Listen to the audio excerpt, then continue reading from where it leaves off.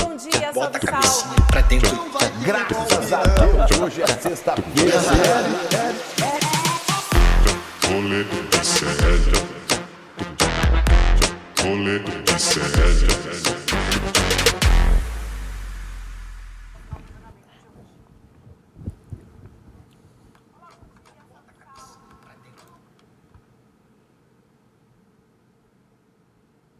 Oi, gente, eu não sabia se eu já estava no ar ou não, estamos ao vivo. Agora, 11 horas e 4 minutos, vamos voltar para o STF. Daqui a pouquinho falarei sobre convidados que teremos, vamos trazer as repercussões da parte da manhã de julgamento, mas continua o julgamento, vão acontecer agora as questões preliminares. Vocês gostam de preliminar? O Xandão está falando sobre elas, vamos assistir. Não vamos? Calma aí que tá entrando. Vai entrar, então vai dar tudo certo. Já já a gente começa o rolê normal, mas a gente vai acompanhar agora no STF as questões preliminares, né? Vocês acompanharam a sustentação oral dos advogados de defesa, a gente lembrando, acompanhando desde cedo o julgamento do quarto núcleo. Da incompetência do Supremo Bora lá, agora vamos sim ouvir o Xandão nas questões preliminares, a gente vai acompanhando aqui junto. O Supremo Tribunal Federal, o plenário do Supremo Tribunal Federal já decidiu em mais de 1.400 recebimentos de denúncia que todos os casos relativos a dia 8 de janeiro são de competência do Supremo Tribunal Federal.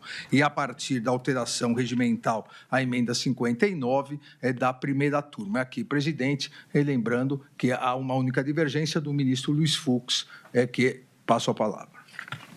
Senhor presidente, queria saudar Vossa Excelência e parabenizar por esse empenho de realizar as sessões matinais para que possamos concluir. Queria saudar também a eminente subprocuradora-geral, doutora Cláudia Sampaio Marques, com quem eu tive o prazer de trabalhar durante tantos anos e continuo tendo, nossa decana, a ministra Carmen Lúcia, o eminente relator, o ministro Alexandre de Moraes e o ministro Flávio Dino. Senhor presidente, na verdade, eu só pedi a palavra, não foi para repetir o que eu já disse, mas eu pedi a palavra porque nessa parte eu divergi. E, a respeito da divergência, eu gostaria de esclarecer, porque andei lendo algumas coisas completamente dissonantes da realidade. Eu e o ministro Alexandre temos uma amizade anterior à entrada dele no Supremo Tribunal Federal. Eu respeito muitíssimo o trabalho do ministro Alexandre de Moraes, que foi minucioso,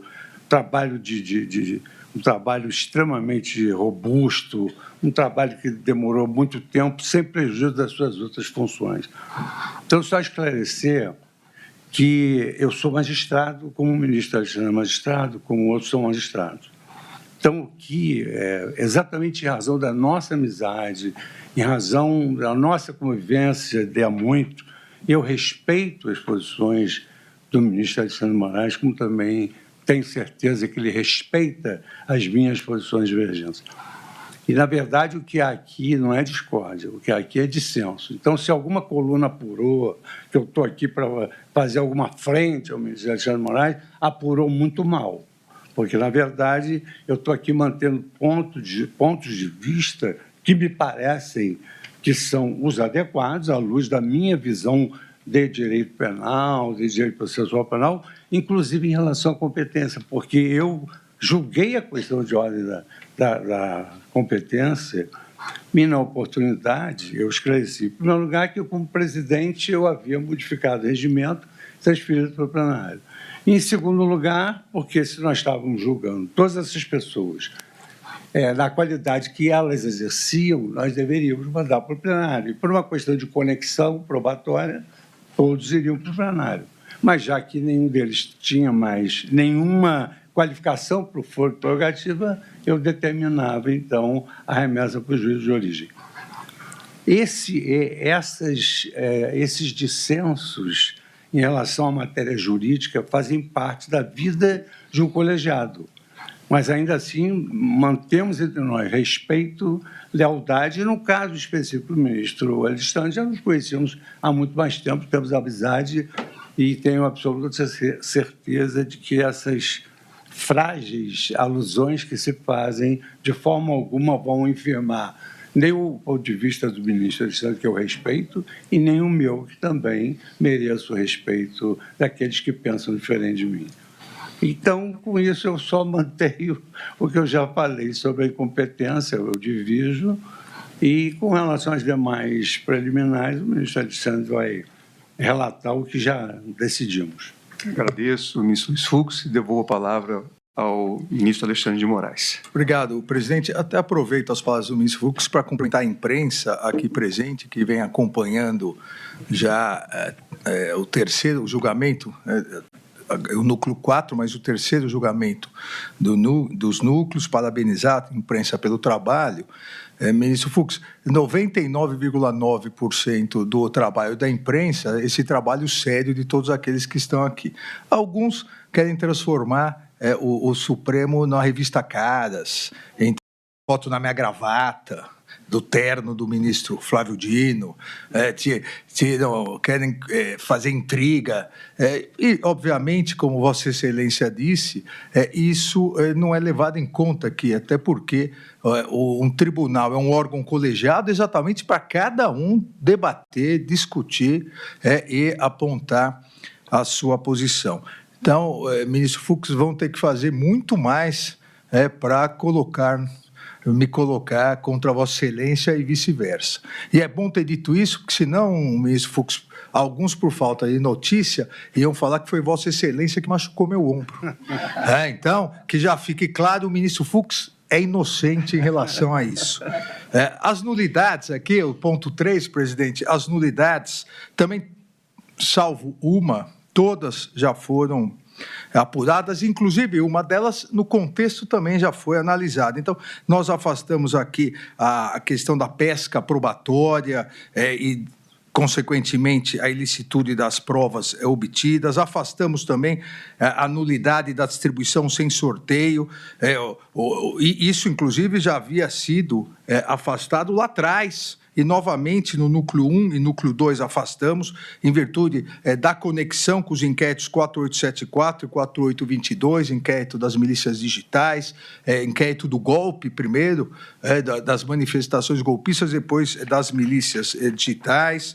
Então, todas essas são afastadas. Há aqui uma alegação nova em relação aos núcleos anteriores, da defesa de Carlos César Rocha, que a Procuradoria-Geral da República se omitiu em relação a provas da defesa. Diz a defesa que não foi considerada a documentação apresentada pelo acusado, a autoridade policial e a Procuradoria-Geral da República. Olha, sabemos todos que o titular da ação penal, e a partir da Constituição de 88, é o titular exclusivo da ação penal pública, nos termos do artigo 129, inciso 1º, é o Ministério Público.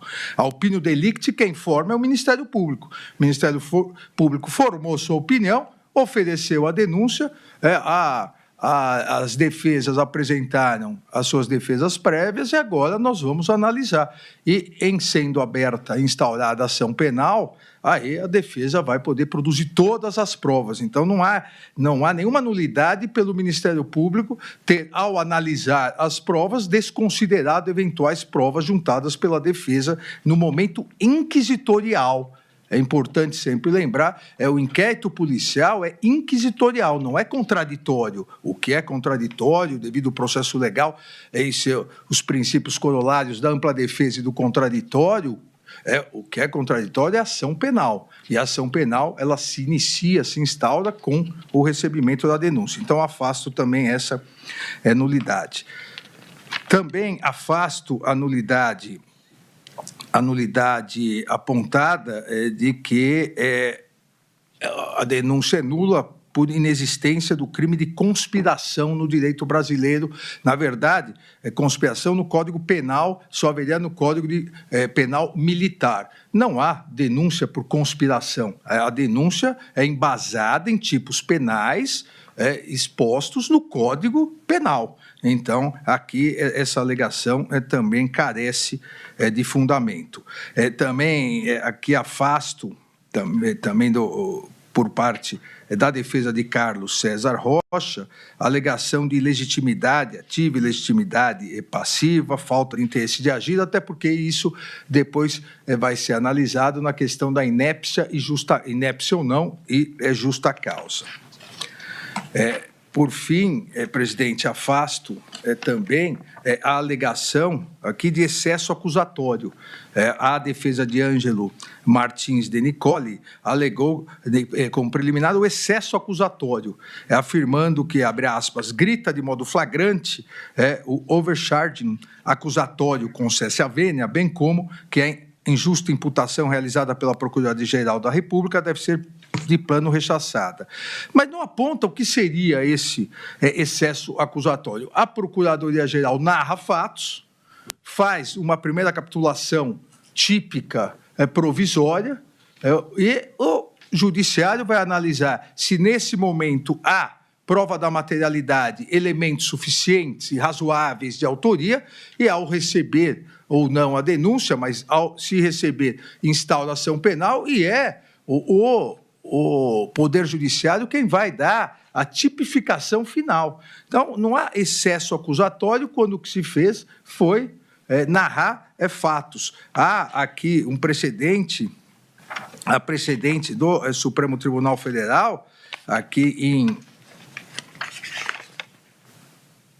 no inquérito 3998, redator para o acordo do ministro Dias Toffoli, da segunda turma, onde também, numa investigação ampla, robusta, na investigação se alegou excesso acusatório. E da mesma forma que, nesse momento, o que a segunda turma explicou foi que, abre aspas, disse o ministro Toffoli, essa profusão narrativa não constitui excesso de acusação, uma vez que a imputação propriamente dita, feita contra o denunciado, foi bem delimitada pelo Ministério Público.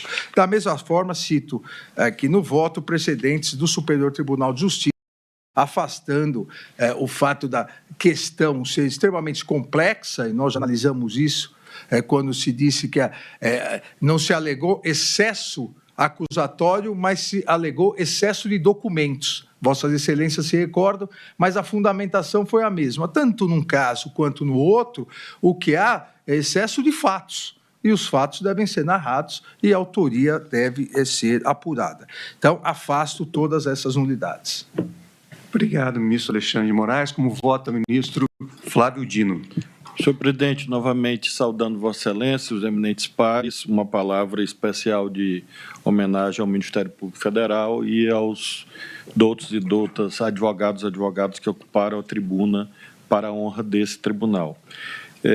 Também homenagear o ministro Fux e com ele compartilhar dessa justa indignação em relação a estas alusões a um clima absolutamente inexistente nesse tribunal, especialmente na primeira turma, mas no Supremo de um modo geral. Na verdade, nós debatemos muito e brigamos até aqui, neste ano e meio que aqui estou, nunca, o que é algo bastante relevante de ser mencionado, porque é um elemento de legitimação do colegiado, na medida em que ele alberga visões diferentes.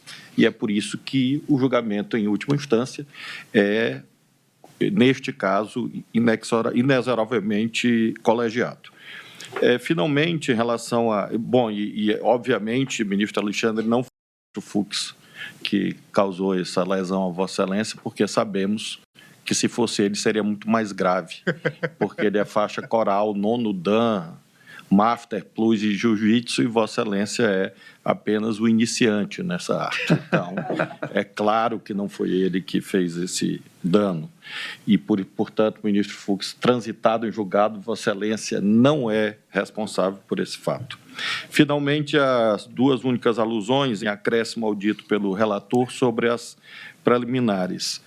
A conexão é uma técnica legal, o artigo 76 do Código de Processo Penal, que vem em benefício de todas as partes. Ela não se cuida de uma manipulação antiética ou de uma manipulação a favor de um dos lados que litigam numa determinada controvérsia. A conexão é um critério de qualidade do julgamento, é um critério que facilita a busca da verdade real. E, portanto, a aplicação pelo Supremo de critérios de conexão, além de absolutamente compatível com a lei processual vigente, bem sabemos, neste caso, desde 1941, é um critério que facilita o debate judicial e a atuação de todas as partes. Por isso mesmo, evidentemente, não persiste nenhuma nulidade quanto aos critérios empregados pela douta presidência desta Corte, de modo secular, ao aplicar critérios de eventual conexão, distribuição por dependência e não a distribuição aleatória. A segunda observação já foi objeto de alusão aqui e fiz menção a este aspecto. Não é porque, numa determinada circunstância, há uma referência ao ministro do Supremo que ele se torna suspeito. Creio que a sentada de hoje, mais uma vez, sublinha esta realidade. E, neste caso, o ministro Alexandre de Moraes não está julgando, e nós, por conseguinte, não estamos julgando, com Sua Excelência, nenhuma imputação em que ele seja vítima, uma vez que não há aqui, na denúncia, a apresentação de teses relativas a homicídio ou tentativa de homicídio, ou a nada que se refira à pessoa do ministro Alexandre, e por isso mesmo creio que essa isenção de ânimo está sobejamente comprovada em milhares de julgamentos e por isso mesmo também afasto essa alusão já refutada pelo egrégio plenário do tribunal. Em relação aos demais itens que foram arguídos, a fundamentação que nós fazemos aqui, às vezes sumária, fundamentação aliunde por em relação a outros julgamentos, é uma forma de respeitar as partes, inclusive, porque não se cuida de descuidar da qualidade dos argumentos, mas sim de apenas remeter a debates já ocorridos nesse colegiado, em que todos esses pontos já foram sobejamente enfrentados. De modo que, com essas alusões, com esses argumentos de reforço em relação ao que já decidimos em outras circunstâncias, eu acompanho o relator, mesmo respeitando, como respeito profundamente, a divergência manifestada pelo ministro Fux em relação à competência da turma ou do plenário, que é a única questão que, a meu ver, remanesce ainda uma controvérsia justa, legítima, necessária no âmbito da primeira turma. Mas, como nós já debatemos em outras circunstâncias, em face das mudanças regimentais que antecedem a apresentação da denúncia, aplica-se imediatamente a norma regimental em nome do princípio do juiz natural, uma vez que, se houvesse um juízo cambiante, aí que nós teríamos vulneração a este sagrado princípio atinente à imparcialidade dos órgãos jurisdicionais. Com esses fundamentos, acompanho o relator. Obrigado, ministro Flávio Dino. O ministro Luiz Fux já antecipou seu voto em relação a todas as matérias, apenas divergindo na questão da competência. Isso. E as observações que eu já fiz, que no curso do processo nós vamos analisar o conteúdo da delação. Perfeito. Como vota a ministra Carmen Lúcia? Presidente, reitero os cumprimentos a Vossa Excelência, aos senhores ministros, ministro relator, a nossa vice-procuradora, subprocuradora-geral, doutora Cláudia, com muita estima e gosto pela presença aqui hoje. Cumprimento os senhores advogados mais uma vez, especialmente os que assomaram à tribuna, pelo trabalho realizado, pelo brilhante trabalho realizado. E também, presidente, vou ter uma palavra de cumprimentos especiais à imprensa. Dia 3, agora, foi o Dia Internacional da Imprensa. Eu tenho reiterado, tanto aqui no Supremo quanto no Tribunal Superior Eleitoral, sem imprensa livre e independente, não temos democracia, não há a menor possibilidade de se cogitar de um constitucionalismo rígido, válido, de um Estado de Direito, sem a imprensa livre. Portanto, o trabalho que a imprensa faz E disse bem o ministro Fux ao afirmar: uma outra nota não infirma em nada este papel essencial que os Nem setores... foi minha intenção, ministra Carla. Por isso é que eu realcei, porque eu tenho certeza não apenas da não intenção, mas que Vossa Excelência jamais diria isso, porque nós todos somos, no Supremo Tribunal Federal, de uma forma especial, todos adeptos da linha de que a imprensa é essencial, não pode haver censura, todas as formas de combate, de tentativa de fragilizar a democracia foram, em grande parte, sem êxito, sem qualquer sucesso, exatamente pelo papel da imprensa brasileira, que é uma das maiores vítimas. A primeira vítima parece que é a guerra e de toda a ditadura também é a verdade. A segunda é o profissional que traduz a verdade para a sociedade, que neste caso é a imprensa, não é o Poder Judiciário, não é um dos outros poderes, é a imprensa. Por isso, os meus cumprimentos muito especial por este papel que desempenho aqui, que foi realçado especialmente pelo ministro Alexandre. Especificamente quanto às preliminares, presidente, mais uma vez, também farei juntada de um voto escrito, reitero o que já foi dito e que, como o ministro Fux, como o ministro Flávio Dino disseram, como são reiterações, incluídas aquelas que se referem aos argumentos apresentados nas peças, nos memoriais, que também repetem, como nós estamos repetindo os fundamentos, porque é a mesma resposta, a mesma questão posta. E claro que os advogados têm o dever e cumprem de uma forma tão fidedigna e tão responsável como vem fazendo neste caso, nos casos em geral, que nós temos a possibilidade de conviver com os profissionais advogados, mas que reiteram porque realmente em cada caso é um caso, cada um dos denunciados é um dos denunciados, portanto apresenta as suas razões e a essas razões nós já respondemos porque elas vêm sendo repetidas desde as primeiras dos primeiros denunciados que foram aqui trazidos para fins de recebimento ou não da denúncia. A única novidade também que foi apresentada aqui, que também já foi salientada, é o excesso acusatório, mas que, como tanto na fala da doutora Cláudia Sampaio, quanto na resposta do relator, quanto consta dos nossos votos, de fato, há um acúmulo de fatos que levam a uma petição de denúncia, como foi feita. Extremamente longa, são quase 300 páginas, mas isso é exatamente porque, para cada um dos denunciados, houve o cuidado ministerial de expor de que se tratava. Este excesso, portanto, não é um excesso acusatório, é um excesso de dados que precisaram de ser elucidados para que a denúncia pudesse ser analisada, as defesas que foram apresentadas pudessem ser com a qualidade que foi. Dizer que, se os denunciados estão sendo tão bem representados, e testemunha isso, a qualidade das sustentações orais feitas, é porque havia dados claros que puderam ensejar esse tipo de comportamento. Quanto a isso, os denunciados podem ficar tranquilos, eles estão muito bem representados para que, se houver o recebimento da denúncia, que eles serão muito bem defendidos e, portanto, nesta outra etapa, e esta é apenas de recebimento ou não da denúncia, sabendo do ônus que é uma denúncia, uma ação penal processada para todas as pessoas, mas que eles não estão condenados e que o tempo jurídico haverá de dizer exatamente o que pode ser comprovado, o que não pode, e somente a partir de então a possibilidade de se ter a conclusão pela absolvição ou pela acusação.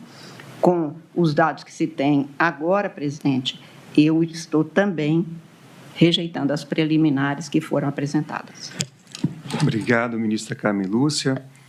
Eu queria também, mais uma vez, cumprimentar todos os advogados, especialmente aqueles que fizeram as sustentações orais, advogados e advogadas, e dizer que eu também aqui já tive a oportunidade de apreciar as questões preliminares nas sessões anteriores e nos julgamentos anteriores, e estou acompanhando na íntegra o ministro Alexandre de Moraes para rejeitá-las. Entendo que, de fato, já analisamos a questão da competência do Supremo Tribunal Federal, da primeira turma, a questão da validade da colaboração premiada neste momento, afastamos já a questão da suspeição ou suspeições que foram arguídas, E no meu voto escrito também analiso aqui que a Procuradoria-Geral da República analisou e apresentou as supostas condutas na denúncia de forma satisfatória, a atender os requisitos do 41 do Código de Processo Penal e a mostrar também a existência de justa causa.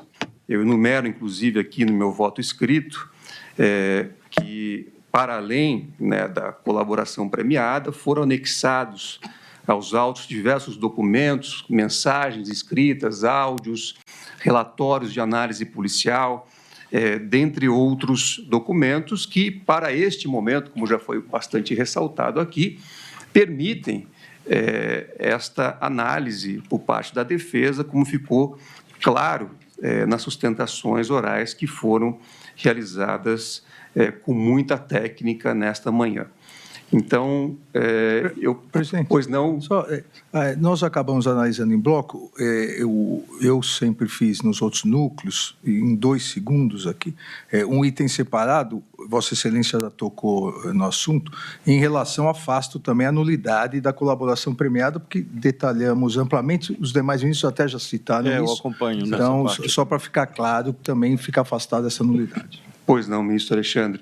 Então, também eu acompanho na íntegra o voto do eminente relator, que afasta as questões preliminares que foram trazidas pelas defesas técnicas dos denunciados, pedindo vênia ao ministro Luiz Fux, apenas pela divergência parcial no tocante à competência, de modo que proclamo o resultado parcial. Após a leitura do relatório pelo ministro Alexandre de Moraes, relator, e a realização de sustentação oral pela doutora Cláudia Sampaio Marques, subprocuradora-geral da República pelo Ministério Público Federal.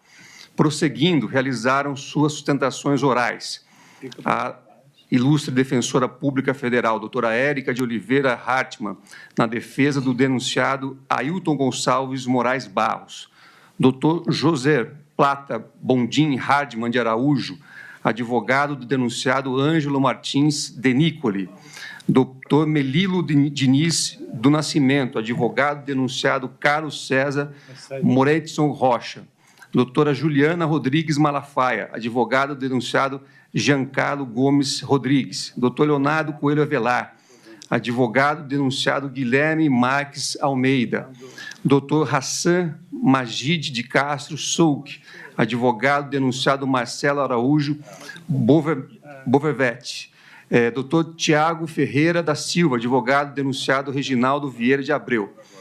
Em seguida, iniciou-se o julgamento das preliminares arguídas pelas defesas. A turma, por unanimidade, rejeitou a preliminar de arguição de suspeição e impedimento dos ministros Alexandre de Moraes, Flávio Dino e Cristiano Zanin. Por maioria, rejeitou a preliminar de incompetência do Supremo Tribunal Federal e desta primeira turma para julgamento do presente recebimento ou rejeição da denúncia, vencido o ministro Luiz Fux, nos termos do voto apresentado por Sua Excelência. Em continuidade, também, por unanimidade, a turma rejeitou as seguintes nulidades processuais apontadas pelas defesas. Quanto à irregularidade na distribuição da PET 12.100 por prevenção ao inquérito 4874. Quanto à prova ilícita, a prática da investigação de procurar provas sem alvo específico, denominada prática de Fishing Expedition. Quanto à omissão da Procuradoria-Geral da República e da Polícia Federal na análise das provas juntadas pela defesa de Carlos César Moretson Rocha. Quanto à inexistência do crime de conspiração no direito brasileiro. Quanto à necessidade de reinício das investigações contra o acusado, levando em conta os documentos apresentados pela defesa de Carlos César Moretson Rocha. Quanto à necessidade de perícia técnica nos dados técnicos apresentados. Quanto à ausência de individualização das condutas e excesso acusatório. Por unanimidade, julgou válido o acordo de colaboração premiada, firmado entre a Polícia Federal e Mauro César Barbosa Cid. O julgamento foi suspenso, com retorno agendado para as 14 horas do dia de hoje. Pois não, ministro Alexandre? Só uma correçãozinha na ata. Pois não. Na verdade, nesse núcleo, o impedimento, suspeição e ausência de imparcialidade só foi alegado em relação ao ministro relator. Pois não. Não foi alegado em relação a Vossa Excelência, nem ao ministro Flávio Dino. Pois não. Então, fica, nesse ponto, retificada a ata de resultado parcial para constar apenas a arguição de suspeição do eminente relator, ministro Alexandre de Moraes. Então, o julgamento foi suspenso com retorno agendado para 14h30. Podemos fazer dessa forma, 14h30 do dia de hoje. Então, declaro encerrada a sessão. Bililim, bililim, bililim, alguém ligou para mim. Terminou a sessão. Vamos começar esse programa direito? Fala, meus anjinhos! Meus off the king, off the power, off the bastard! Estamos começando mais um programa Rolê CL especial nesta... Que de hoje, Vitão? Terça-feira.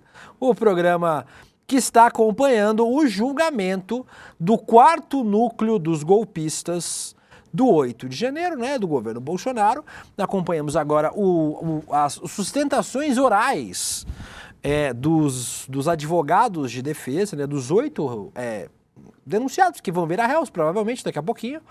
E também ouvimos as questões preliminares. Você gosta de preliminares, Vitão? Bom dia para você. Você estava preparado para entrar? Não estava nem um pouco preparado. Agora, que isso? Tá de máscara? Por quê? O Vitão, pra quem não sabe, foi no Rio de Janeiro. Fui lá. Voltou assim? Na Gaga Cabana e tô assim agora, William. Fazer o quê?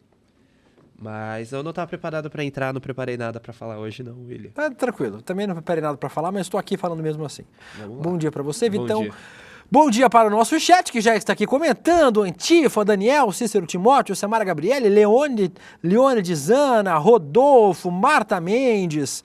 Tem um público que não é normalmente do Rolê CL, inclusive. Sejam bem-vindos a este programa, esta maluquice chamada Rolê CL, no programa de infotenimento do ICL, todo dia ao vivo, das 11h30 ao meio-dia e meia, hoje em horário especial, fazendo aqui a cobertura, como estava falando para vocês, do julgamento do 4º núcleo dos golpistas. Então, a gente tem a arte aí, ô Vitão, de quem é que está sendo julgado aí, ó, vamos lá. Para você que chegou agora, os integrantes é ótimo, os integrantes do núcleo 4... Ailton Gonçalves Moraes Barros, major da reserva do Exército, Ângelo Martins Denicoli, major da reserva, Giancarlo Gomes Rodrigues, subtenente também do Exército, Guilherme Marques de Almeida, tenente-coronel, próxima página, Reginaldo Vieira de Abreu, coronel do Exército, Marcelo Araújo Bormevé, da Polícia Federal, né, Policial Federal, e o Carlos César... Como se lê esse nome aí? Vou falar Carlos César Rocha. O Carlos César Rocha... Moretson. Que complicado. É assim que se escreve? Difícil. Presidente do Instituto Voto Legal. Essa galera, para vocês que estão chegando agora, é a galera que ajudava, é o que eles chamam de núcleo de desinformação. É a galera que ficava espalhando nos grupos de Zap, as notícias falsas para ajudar a dar sustentação pública do golpe de Estado. Então essa galera era a galera que ficava na operacionalização, deu certo, operacionalização das notícias falsas. Tem uma galera aí também que, obviamente, era da Polícia Federal. O Bormevé, por exemplo, era da ABIN. A ABIN Vitão, como que é o nome dele? Do homem? Do deputado federal? Ups, esqueci. Ramagem, isso. Do Alexandre Ramagem, que era o diretor da ABIN do governo Bolsonaro. O Bormevé era subordinado dele. Então, dois aí eram subordinados do Alexandre Ramagem. Essa galera também vai estar, provavelmente, no inquérito que investiga a ABIN paralela do governo Bolsonaro, but estão respondendo aí também no golpe de Estado. Como eu falei para vocês, de manhã os ministros ouviram os advogados de defesa desses 8 que vocês viram aí na tela. E depois os ministros votaram as preliminares, que já são parecidas com as dos outros réus, agora réus. Então os ministros votaram de forma mais rápida. O Gustavo Scatrucci Noblar já está entre nós, Vitão? Ou ainda não? Ah lá, tá andando. Olá. Oi, Gustavo, por que você está andando? Tô aqui, tô andando. Ô, meu príncipe William, eu estou andando porque eu estou querendo acompanhar, espero não ser uma pessoa chata e indelicada. Os defensores públicos do Ailton de Barros. E aí, foi do jeito que vocês esperavam esse primeiro momento do julgamento? Eu prefiro não me manifestar. Muito quer obrigada. Mesmo falar? Não, muito obrigada. Tá, e o Bolsonaro, você sabe pelo menos se ele tá dando uma ligada naquele que o Bolsonaro dizia ser o segundo irmão dele? O Ailton tinha uma relação boa com o Bolsonaro. Será que o Bolsonaro tá dando alguma assistência? Não sei, não tenho nada. Não ajudou com o advogado porque tá com defensores públicos, ganhou 17 milhões via Pix, mas não contratou advogados para aquele que era chamado durante a campanha eleitoral de 2022 de meu segundo irmão, Ailton Barros. Eu acho que eu tô no ar ainda, né? Eu não caí, você tá né? no ar, você tá no ar, tá no ar. Tá no ar. Ali mas é o limite. Nos outros julgamentos, não sei também. Quando você sai daquele limite ali, eu tô você sem retorno. Tá sem retorno. Estou ou não estou? Acho que não estou. Tá me ouvindo, Vamos Gustavo? Tá me ouvindo? Tô no ar ainda, hello, meu príncipe, hello. Me responda. Hello, tá no ar. Tá me ouvindo? Tá me ouvindo, Guga? Não tá ouvindo. O Gustavo Novo lá não está ouvindo. Daqui a pouco vocês vão ver se eles ouvem de novo. Mas vocês viram, o Guga está acompanhando desde cedo este julgamento. O pré-julgamento, né, como o ministro Zanin chamou lá no primeiro dia de julgamento, é o pré-julgamento, para ver se a galera vai virar réu ou não. O Guga está acompanhando desde muito cedo, lá já entrou no N1 comigo, com a Vivian, com o Demore, com o César Calejon. Daqui a pouco a Heloísa Vilela estará conosco também para falar sobre as impressões deste início de julgamento. Quando o Guga tiver com retorno de novo, você pode botar ele na tela, Vitão. Mas o Guga está acompanhando. Já foi acusado, inclusive, de abuso falando. Sexual tá ouvindo, e Gustavo? militar Guga, contra civis. Agora eu tô te ouvindo, príncipe. Então, agora eu tô te ouvindo. Príncipe William está de volta. Estou te ouvindo, tudo finalmente. Que você falou, porque eu estava dizendo que agora você está acompanhando aí os advogados que estão saindo, Guga. Queria que você falasse um pouquinho sobre suas impressões sobre este começo de julgamento e as defesas. Foi o que a gente ouviu. Se passar advogado aí, você interrompe e pode sair correndo atrás. Vocês chegaram a ouvir os advogados de defesa? Deu para ouvi-los, né? Eu espero que sim, né? Ou não? Ouvimos sim. Tá bom, então eu não preciso falar mais nada dos defensores públicos, né?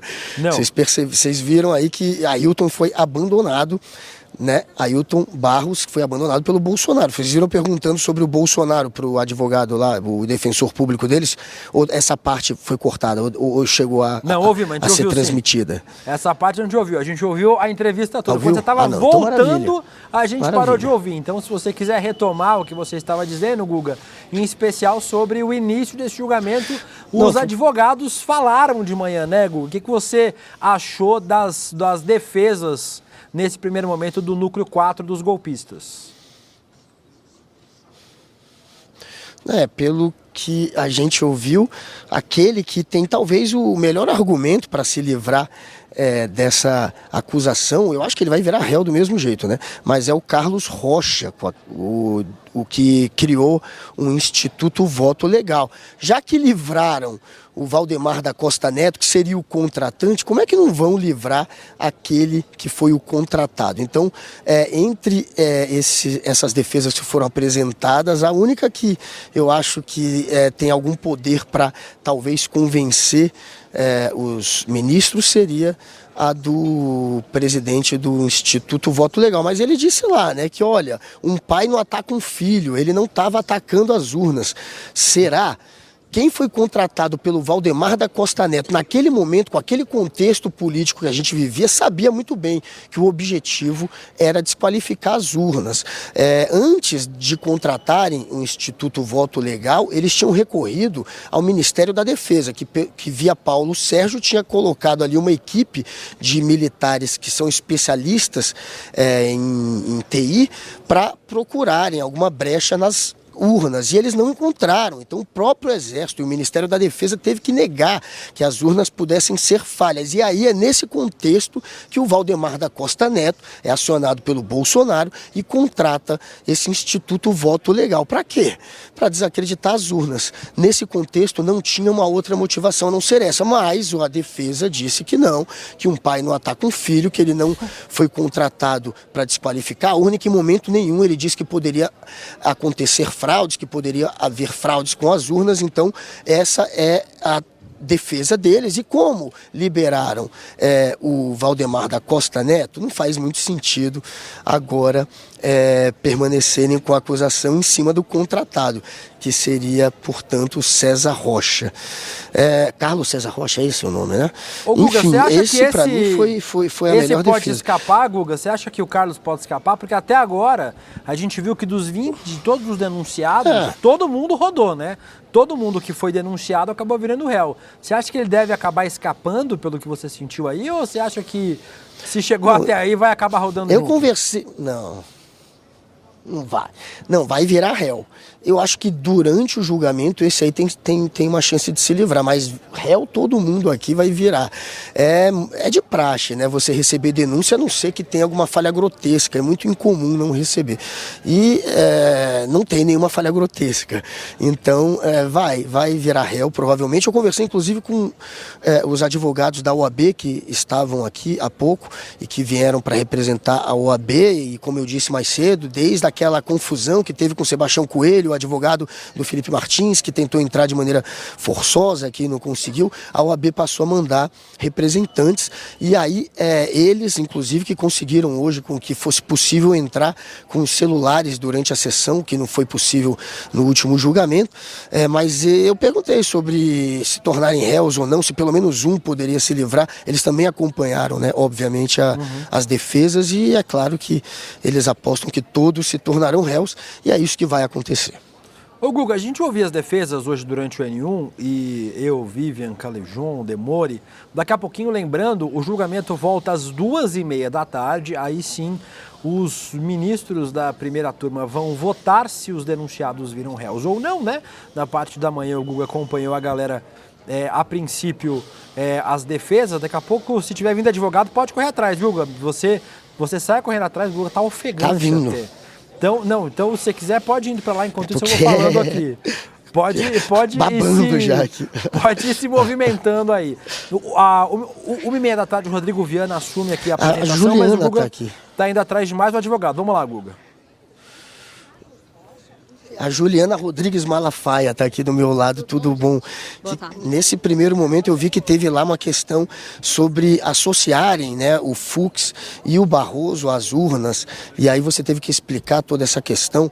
Tinha, portanto, na ABIN uma investigação sobre esse assunto? Você pode explicar melhor para a gente? Não foi o que eu falei. Existia já na ABIN, um ano antes, uma investigação que tratava sobre o processo eleitoral, sobre o processo licitatório de quem venceu a aquisição, né, a venda das urnas. Então isso já existia na ABIN um ano antes desse tipo de investigação. Agora, como eu afirmei na tribuna, não sei se legal, ilegalmente, não sei se era função da ABIN fazer esse tipo de investigação, mas isso já existia dentro da ABIN. Pelo que o Flávio Dino sugeriu, seria legal, né? Claro. Enfim. Mas, de novo, eu afirmei também na tribuna, eu não sou advogada da ABIN. O seu cliente, o Jean Carlos, ele participou de alguma maneira dessa investigação? Ele recebeu a notícia e ele, enfim, investigou a título de cidadão. Ele fez pesquisas em fontes abertas, não fez utilização da ferramenta First Mile e fez pesquisas em relação a notícias que ele recebia, igual qualquer cidadão. Há alguma chance de se livrar hoje, de se tornar réu? Há esperança? A defesa quer crer que sim, vamos aguardar mais tarde como será. E, se não for, estamos prontos para seguir, né, o processo e seguir na defesa.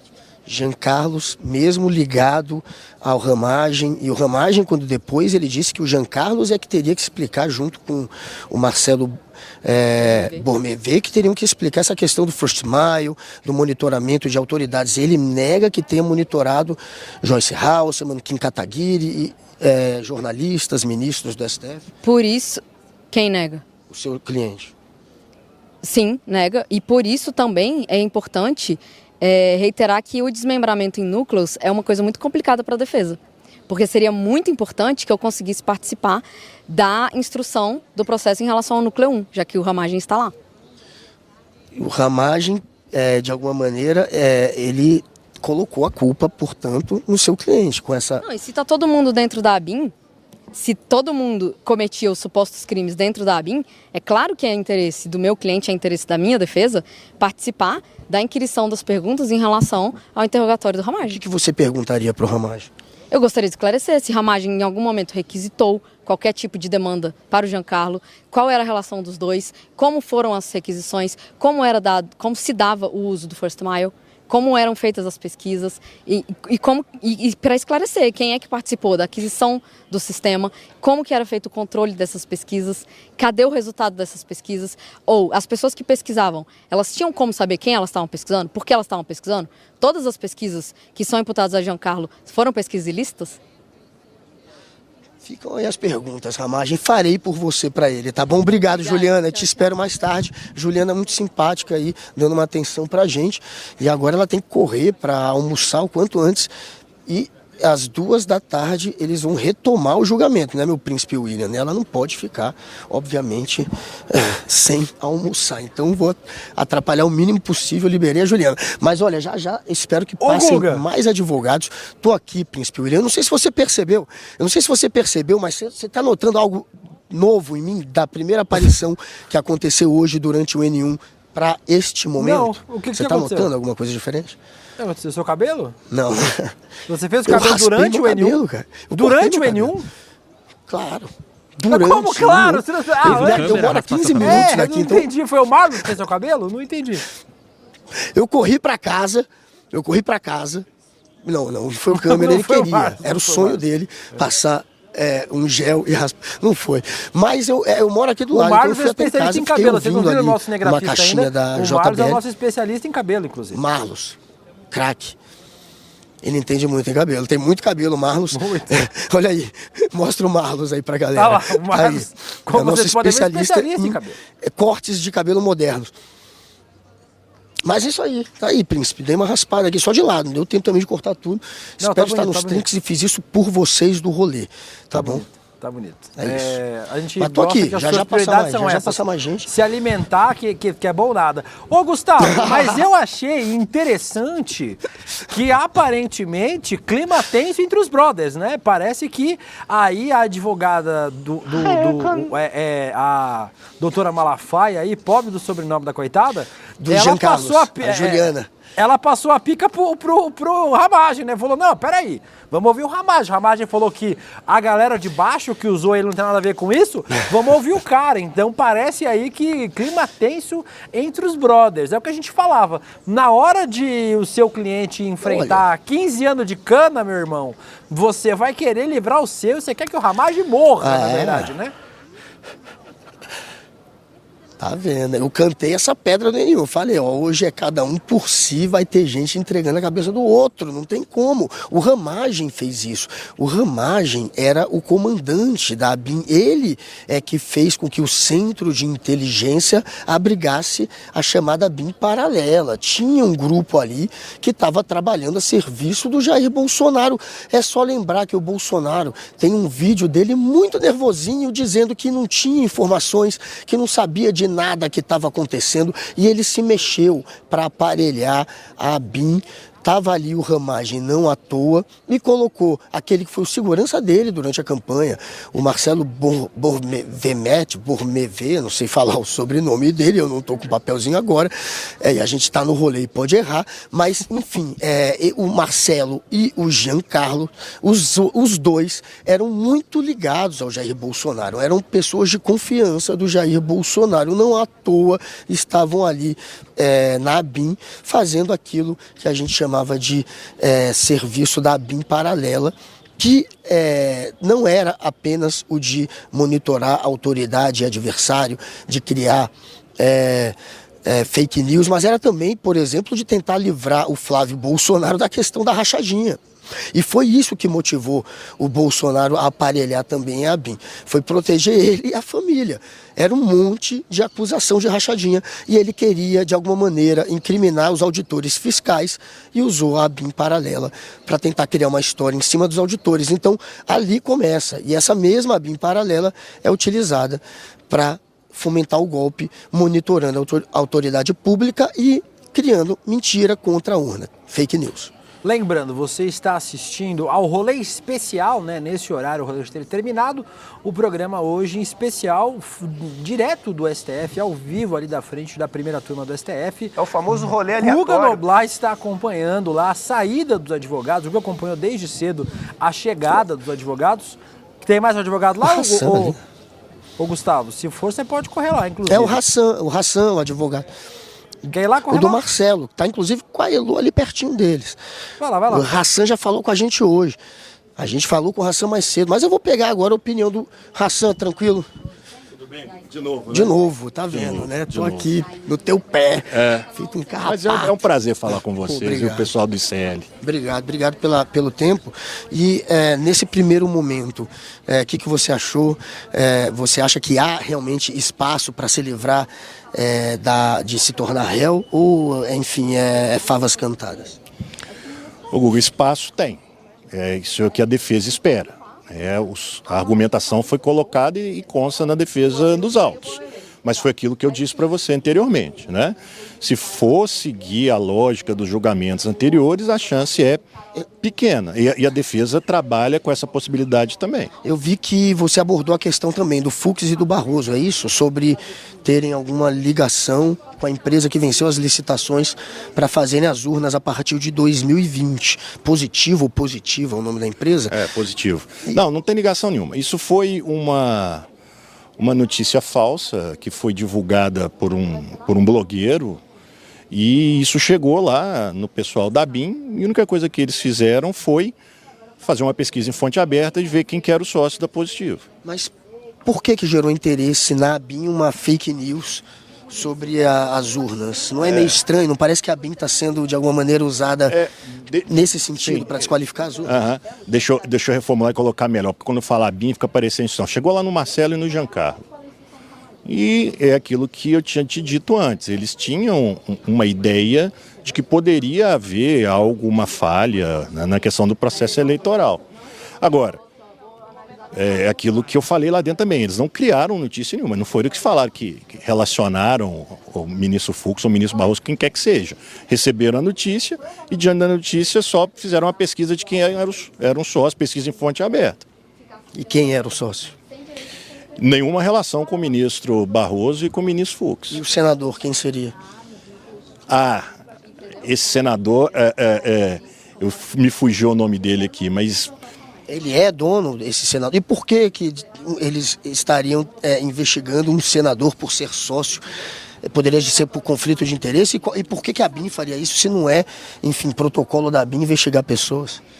Protocolo da ABIN investigar pessoas. Pessoas? Sim. Pessoas físicas? Sim, pessoas físicas e jurídicas. Foi o que o Flávio Dino disse lá. O que o Flávio Dino disse? Dentro do departamento da ABIN, você tem pesquisa ali até mesmo para nomeações de cargo público. Então vão nomear lá, cabia a ABIN como, sei lá, assessor de alguma coisa. Aí a ABIN tem um órgão lá dentro que ele faz essa pesquisa para saber se de fato pode ou não. Mas de onde partiu a ordem para se investigar esse caso? Foi do Alexandre Ramagem? Não. Foi de quem? Eles mesmos entenderam lá, que diante da notícia que foi recebida lá, que seria interessante eles verificarem aquilo. E o Alexandre Ramagem, quando ele colocou a culpa no teu cliente e também no cliente da Juliana. Ele disse que o Jean Carlos e o Marcelo é que deveriam explicar a questão dos monitoramentos e do First Mile. Do programa de israelense, né, que você pode capturar o endereço da pessoa. E ele disse isso na Polícia Federal. Assim, essa afirmação do Ramagem, para mim, ela é incabível, né? Até mesmo porque ele, como diretor da ABIN, ele sabe que dentro do SIM, que é onde o Marcelo trabalhava, né? E o Giancarlo também, não havia utilização do First Mile. Era somente o DOINT que tinha acesso a essa ferramenta. First Mile foi utilizado cerca de 30 mil vezes. Teve gente que publicaram até 60 mil vezes. Quem que usou o First Mile, então, dentro da BIM? Aí, o seu cliente nunca usou? Nunca usou. Aí eu não vou poder te falar. Porque tanto o Jean Carlos quanto o Marcelo, ambos negam que usaram, portanto, o First Mile. O Jean Carlos, ele usou o First Mile quando ele estava no DOINT. Isso antes dos fatos são apurados na denúncia, antes de qualquer discussão se o First Mile era ilegal ou legal. Mas dentro do SIM, não. A Juliana disse que ele não usou. Dentro do SIM, não. Dentro do SIM, explica o que é o dentro do SIM. SIM é um órgão da BIM, né, que é a Central de Inteligência. Mas essas 30 mil vezes que foram utilizadas teriam sido em que momento e não abraçaria todo esse período? Não, teriam sido utilizados antes do momento delimitado pela denúncia, né, Guga? A gente tem que entender o seguinte, o que está sendo apurado aqui, o que é objeto de denúncia e, portanto, o que é objeto da defesa. São fatos que foram praticados a partir do dia 29 de junho de 2021 até o 8 de janeiro de 2023. A denúncia abarca esse momento delimitado ali, e isso que é a questão discutida no processo. Houve a utilização do First Mile dentro desse período investigado? Não. Não houve. Dentro do SIM, pelo Marcelo e pelo Jean Carlos? Não. Mas aconteceu antes desse período, você disse que o Jean Carlos teria utilizado. Dentro do DOINT. Dentro do doente. E aí foi uma confusão, então, da Procuradoria. Por que ela apresentou essa denúncia dizendo que os dois utilizaram? Há um flagrante erro cronológico aqui, né? Há um flagrante erro cronológico. Eles pegam lá as pesquisas que foram realizadas antes, quando Jean Carlos estava vinculado ao DOINT, e colocam dentro do período que está sendo apurado na ação penal. É um erro cronológico. Se for tão simples assim, você vai vencer essa. E, por último, a ministra Carmen Lúcia vai ou não vai participar? Porque, para quem não acompanhou, ele fez um convite para Carmen Lúcia durante a defesa dele para que ela compareça a um evento, já que ele foi aluno da Carmen Lúcia, um evento da PUC lá de Minas Gerais. É isso? Sim. Ela já deu alguma resposta? Não, ainda não, mas a gente vai convidá-la formalmente. Ali foi só um início ali, Guga, e sendo bastante franco, né? Tem uma forma ali de dar uma baixada no nervosismo, né? É um julgamento dos mais importantes realizados no âmbito do Supremo, né? Você está falando perante a mais alta corte ali. E você sabe, né, Guga? 25 anos de advocacia. Bastava um vacilo ali de 10 segundos, vira meme, acabou, né? Talvez vire meme essa brincadeira que você fez com a Carmen. Não sei, mas vai ser um meme do bem, pelo menos. E gostaria de agradecer a oportunidade, né? E dizer que eu assisto o canal. Assiste o ICL. Assisto o ICL. Assina? Ainda não, mas vou assinar. Vou assinar. Pode falar pro Demônio, pro Eduardo. Entra no roleicl.com.br e assina pelo rolê, que é para ficar moral pro nosso programa. E aí dizer o seguinte, até mesmo o Demônio fala isso muito, né? O advogado, ele está exercendo o papel constitucional dele de realizar a defesa. Eu, como advogado, eu tenho por incumbência constitucional defender aquele que me constitui para isso, sem qualquer consideração de ordem ideológica ou política. Claro. Isso é bom ser colocado, até mesmo porque eu recebi prints do ICL, amigo meu falando, o pessoal comentando, lá o fascista. Não é fascista. Não é fascista, ele assiste o ICL e vai se inscrever no canal. Tá aí um atestado de que não é fascista. Não, e eu acho que é importante esclarecer isso, né? Todo cidadão acusado da prática de um crime, ele tem direito a uma defesa. Claro, né? Claro, Hassan, obrigado. Tomei muito tempo de novo dele. Na volta a gente conversa um pouco mais. Obrigado pela moral. Valeu. E se inscreve no canal. Agora você vai ter que fazer. Fica de olho. Se não aparecer Hassan, ele mentiu, hein? Ele enganou a gente. Gustavo, então vamos ficar de olho. A galera está batendo palma aqui. A galera do marketing está batendo palma aqui para o seu marketing. Qual que é o link mesmo pro Global que você disse para ele assinar?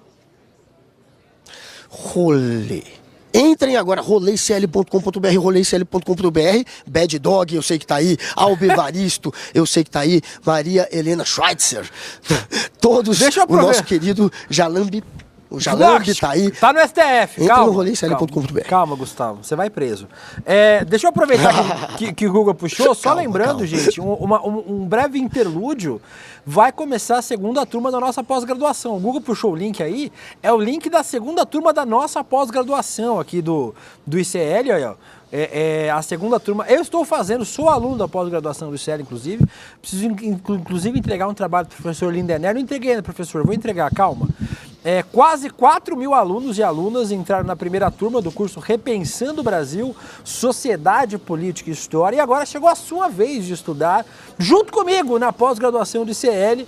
Preparamos uma aula magma, como diz Guga Noblar, para você ficar por dentro de todos os detalhes sobre a pós-graduação, com o coordenador do curso, o nosso querido Gessé Souza, sociólogo e autor dos best-sellers Elite do Atraso e Pobre de Direita. A aula magma, ou aula maganha, se for a Débora que for dar, porque as elites odeiam o povo brasileiro, é aberta online e gratuita no dia 15 de maio, 8 horas da noite, e assim como o advogado aí, o doutor Hassan, que vai virar aluno do ICL, Gustavo Scatrucci Noblar, qual é o link para a pessoa se inscrever aí para a aula magma da segunda turma da pós-graduação do ICL, Gustavo?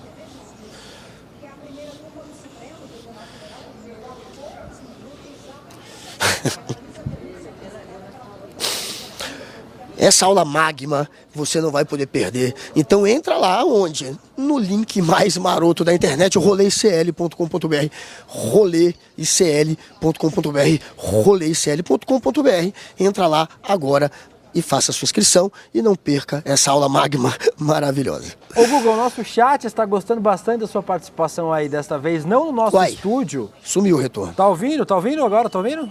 Tá ouvindo, Gustavo? Sumiu o retorno. Não tá ouvindo? Sim? Não? Cadê? Gustavo não está ouvindo? Gustavo não está ouvindo. Vamos ver se o retorno do Google vai voltar daqui a pouco. A gente ouviu aí o Gustavo ouvindo um dos advogados, né? O advogado do... Tô ouvindo, agora eu tô ouvindo. Tô ouvindo meu príncipe. Tô ouvindo meu príncipe. Tô ouvindo. Codorna06 pergunta, Guga, você prefere as preliminares ou uma... Pronto? Tá ouvindo? Tudo bem. O Codorna06 agora perguntou... Sumiu. Guga, você prefere... Eu tava ouvindo, agora sumiu. Hoje tá rolando. Tá meio surdo.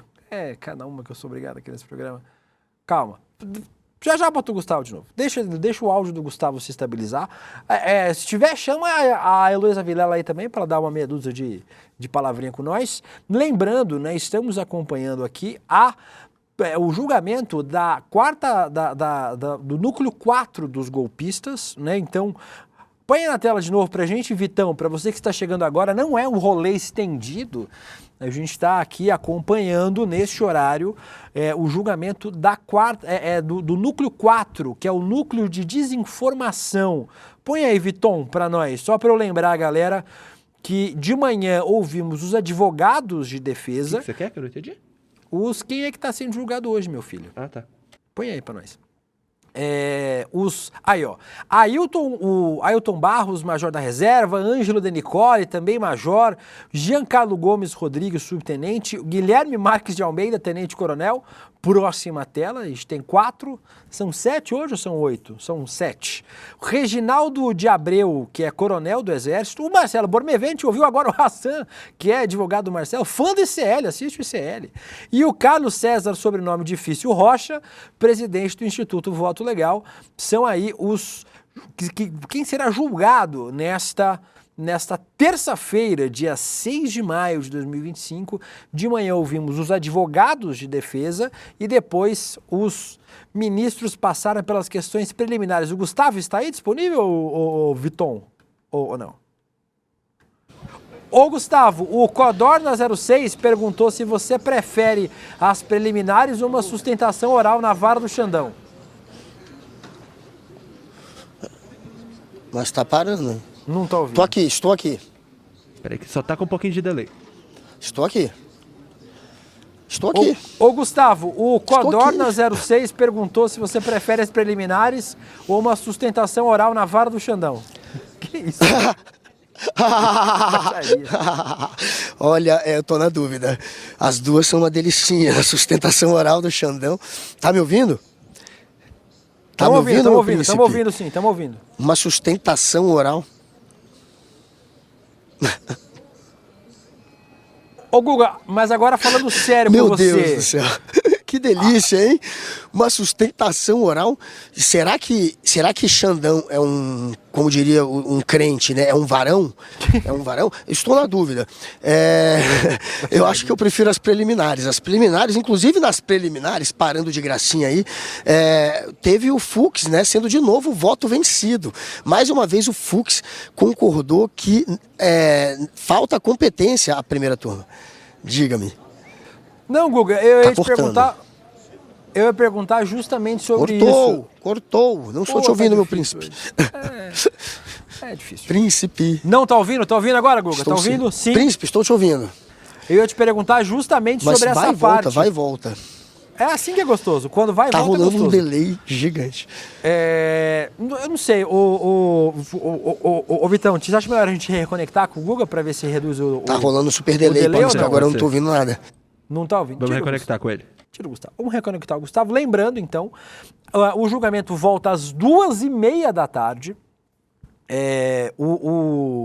O nosso querido calvo, o nosso Rodrigo Viana, vai acompanhar a partir da 1h30 da tarde com vocês aqui, ao vivo, já no... A gente fez o rolê até mais tarde, vai ser o N2 a partir de mais cedo. Então o Rodrigo Viana começa a acompanhar a partir das 1h30 da tarde com vocês aqui, a segunda parte deste julgamento. De manhã, como eu falei, eu agora mostrei para vocês os 7 que devem virar réus agora no STF, e à tarde a gente tem o julgamento em si. E você falava, Guga, você conversou com os advogados aí, não tem muita expectativa de que a galera não vire réu a princípio, né? Parece que todo mundo já está bem conformado com a ideia de virar réu. Pois é, mas eles, claro, precisam fazer a defesa, e vocês viram nas preliminares, quem não gosta de uma preliminar? Na preliminar, eles adoram uma preliminar, os advogados sempre tentam ali trazer alguma contestação já antes de julgarem o mérito. Então, eles adoram a preliminar, e claro que se repetiu aquelas preliminares dos últimos julgamentos. Mesmo sabendo que iam perder, portanto, eles trouxeram aquelas mesmas teses de que o tribunal não tem competência para julgar, se for para julgar tem que ser no pleno. O Alexandre de Moraes, que poderia também ser vítima e ser acusador, enfim. A própria pena, as próprias acusações que seriam exacerbadas, enfim, eles trouxeram preliminares que se repetiram em outros julgamentos e que foram, obviamente, derrubadas, e aconteceu o mesmo aqui hoje. O único que divergiu foi o Fux. De novo, ele disse que sim, que deveria o pleno todo julgar esse caso, assim como ele já tinha dito no julgamento do Jair Bolsonaro, no núcleo 1 e no núcleo 2 também. Então, mais uma vez, o Fux divergiu, foi o voto vencido, e foi ele que teve um anticlímax, digamos assim, na hora da preliminar. Preliminar dele não foi gostosinha. Ô Guga, e os ministros aí, o clima entre eles parece muito bom, né? Teve piadinha sobre jiu-jitsu. A gente vai, hoje no rolê, a gente não vai conseguir mostrar tudo, mas o ministro Fux, inclusive, ele dá aula de jiu-jitsu num projeto do STF. Ainda teve uma piadinha. O ministro Luiz Fux recebeu um grupo de crianças e adultos no Complexo da Maré, no Rio de Janeiro, para um dia de atividades culturais e esportivas. Ele faz jiu-jitsu há mais de 50 anos e comandou uma aula de artes marciais dentro no centro de treinamento do próprio Supremo, né? A iniciativa faz parte do projeto Geração Maré, e teve piadinha sobre isso aí, né? Entre os ministros, disseram que eles não eram faixa preta que nem o Fux, mas que ainda assim davam uma boa luta aí. Olha, tentaram, né, meter aquela história patética de Fux e Barroso, de alguma maneira terem ligação com a empresa que ganhou a licitação para fabricar as urnas. E aí, claro que virou um deboche. O Fux acabou debochando dessa história, e depois vieram com essa brincadeira de Fux jiu-jiteiro, Fux faixa preta, que de fato ele tem essa imagem, né? Como falou o príncipe William, eu não sabia nem que eram 50 anos, eu sei que são muitas décadas, 50 anos remonta à época dos desafios da luta livre contra o jiu-jitsu, década de 70 a gente está falando, a época que quebrava o pau nas academias do Rio de Janeiro, que os Gracies ou que a galera da luta livre se desafiava dentro das academias e só fazia jiu-jitsu na década de 70, que era raiz. O jiu-jitsu se populariza mesmo na década de 90, né? E vira uma coisa mais comum. Mas a década de 70 é porque o Fux é um jiu-jiteiro raiz como falou o príncipe William, o pessoal aproveitou para zoar, para fazer essa brincadeira, como se ele pudesse ser violento também. Mas o Fux não tem essa imagem, né, de violento, apesar de ser alguém que é um artista marcial. Ele passa aquela imagem mais de senhor Miyagi, assim, daquele que usa a arte marcial não para atacar, mas só para se defender, digamos assim. É um cara que não passa a imagem de violento, mas virou um clima realmente, um pouco de brincadeira, um pouco de deboche, por conta dessa história estapafúrdia de ligação do Fux e do Barroso com a empresa que estaria fornecendo as urnas, o que é mais uma fake news quinta série, né? Mais uma fake news grotesca da extrema-direita, entre tantas. Ô Guga, você ouviu todos os advogados? A gente tem aí o advogado do Carlos Moretson, o Melilo Diniz do Nascimento, para ouvir. A defesa dele, segundo o Guga, foi uma das que mais tem chance de prosperar aí.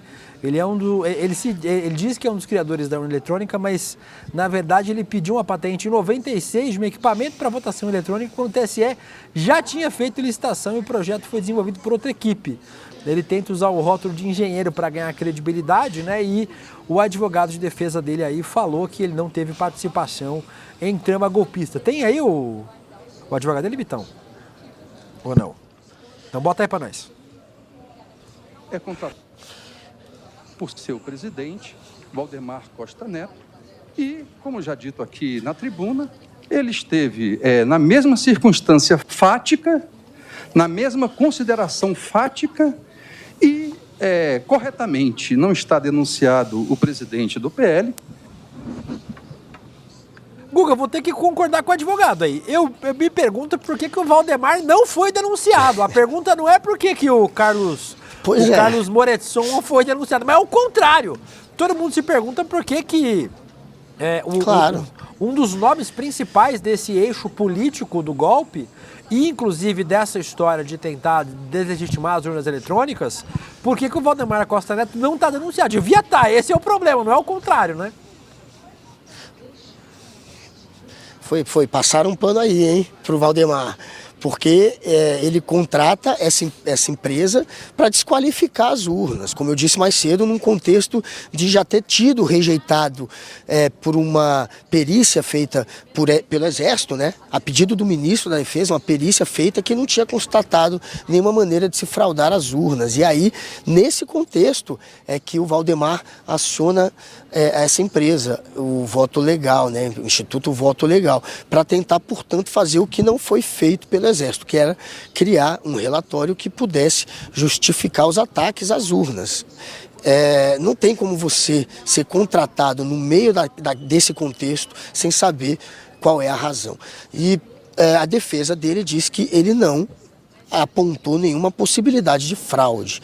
Então, como é improvável que se tenha alguma afirmação dele nesse sentido, e como o Valdemar, que foi quem o contratou, está liberado do processo, realmente isso tudo torna mais fraco, né, a denúncia contra ele. Ele deve se tornar réu, mas entre aqueles que serão julgados, talvez ele seja, por hora, o que tem uma maior probabilidade de escapar de uma condenação, já que o Valdemar sequer está sendo denunciado, né? Teria que se tornar réu. Valdemar, além de contratar essa empresa a pedido do Bolsonaro para tentar desqualificar as urnas, já que o Exército não tinha feito isso, ele deixou que a sede do PL fosse usado também como bunker do golpe. Ficava ali Bolsonaro e outros golpistas confabulando sobre o golpe, a ponto de deixarem até decreto do golpe em sala do PL.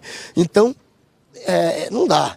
Um partido que recebe o fundo eleitoral que recebe, o fundo partidário que recebe, que tem 1 bilhão de verba pública no caixa deles, está sendo um partido que tenta sabotar as urnas, tenta atacar a democracia. Isso é incompatível. O Valdemar deveria responder, até o PL deveria ficar em risco por tudo isso, mas não. Passaram pano para o Valdemar e terão agora que passar pano também para o Carlos Rocha em algum momento. Aqui o nosso chat deu o apelido de Kung Fux para o ministro Fux. Achei um apelido interessante. E o Xandão faz Muay Thai, né, Guga? O Fux faz Jiu-Jitsu, o Xandão faz Muay Thai. Será que no MMA, quem é que levava aí? Diz no chat aqui que o Fux tem mindset de marombeiro, mas não é marombeiro. Agora, o Alexandre de Moraes é marombeiro. 5 minutinhos aí, sem perder a toga, quem será que levava? Xandão ou Fux, Guga? Não, olha, aí é o clássico.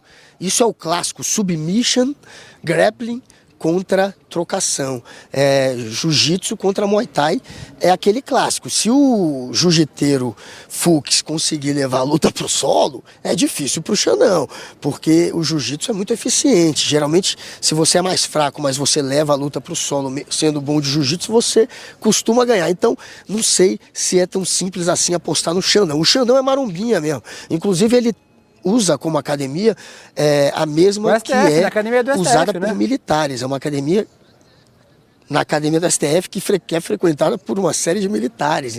Inclusive ele tem até uma relação boa com alguns militares por frequentar a mesma academia e faz Muay Thai, então imagina. Tá bem, né? Tá melhor do que eu, que estou sedentário há pelo menos 15 anos. A gente viu, você andou 50 metros atrás de um advogado e voltou. A gente viu o que a sua foto. Quem diria, né, Guga, que uma alimentação baseada em nugget e miojo e não fazer 1 centímetro de exercício físico ia deixar você assim, né, Gustavo? Olha, a Lígia viajou, tá em São Paulo, então ontem eu jantei exatamente isso. Miojo nugget, com miojo, eu imaginei. Parece que você tava aqui. Mas eu vou me inspirar em você, Xandão, e em você, Fux. E voltarei a ser um marombinha como vocês e um atleta da luta, da arte marcial, como eu já fui um dia. Vamos ver, Guga, mais um advogado. A gente estava falando agora de manhã, lembrando para vocês, daqui a pouquinho o Rodrigo Viana assume o comando aqui da nossa nave louca acompanhando o STF. Guga e Heloísa Vilela estão lá desde cedinho acompanhando esta sessão da primeira turma do STF, que pode tornar réus os 7 denunciados aí pela PGR. Então, à tarde os juízes vão dar os seus votos. O Rodrigo Viana vai acompanhar. Na outra sessão, Guga, essa galera aí teve um voto rapidinho, né? Então, assim, nas outras sessões foi muito mais lento. Dessa vez, o relator deu seu voto e a galera foi na sequência. Concordo, é isso aí, bota pra torar. A expectativa é que seja assim de novo, Guga, que o relator vote e a galera só deu um aí, assim. Joinha, curti, compartilhei e é isso aí, voto dado.